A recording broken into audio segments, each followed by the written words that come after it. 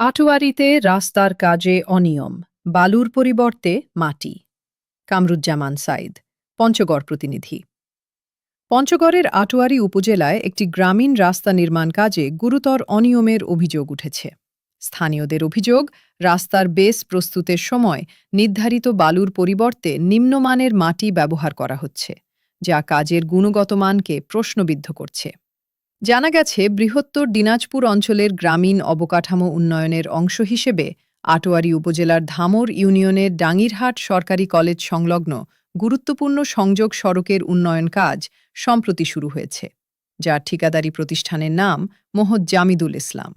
আর এই ঠিকাদারি প্রতিষ্ঠানের স্বত্বাধিকারী মোহাজ্জামিদুল ইসলাম। ৪৮০ মিটার পাকা রাস্তাসহ একটি ক্যালভার্টের বরাদ্দ ধরা হয়েছে ৬৬,১০,৩৯১ টাকা। সরকারি বরাদ্দে বাস্তবায়নাধীন এই প্রকল্পে নিয়ম অনুযায়ী বালু ব্যবহারের কথা থাকলেও বৃহস্পতিবার ২৫ ডিসেম্বর সকালে সরেজমিনে গিয়ে দেখা যায় রাস্তার নিচের অংশে বালুর বদলে মাটি ফেলা হচ্ছে। ফলে সামান্য বৃষ্টিতেই রাস্তা নষ্ট হয়ে যাওয়ার আশঙ্কা করছেন এলাকাবাসী। স্থানীয় বাসিন্দারা জানান, রাস্তার বেস প্রস্তুতের সময় স্কেভেটর দিয়ে মাটি খনন করা হয়েছে। তারপর সেখানে বালু দেওয়ার কথা থাকলেও দেওয়া হচ্ছে নিম্নমানের মাটি। মাটি দেওয়ার ফলে বর্ষার সময় রাস্তা ভেঙে যাওয়ার আশঙ্কা রয়েছে বলে তারা দাবি করে।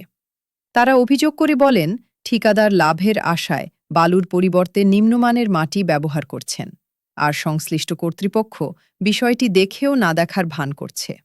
এ বিষয়ে ঠিকাদার জামিদুল ইসলামের সঙ্গে যোগাযোগ করা হলে তিনি অভিযোগ অস্বীকার করে বলেন, কাজ নির্ধারিত নিয়ম মেনেই করা হচ্ছে।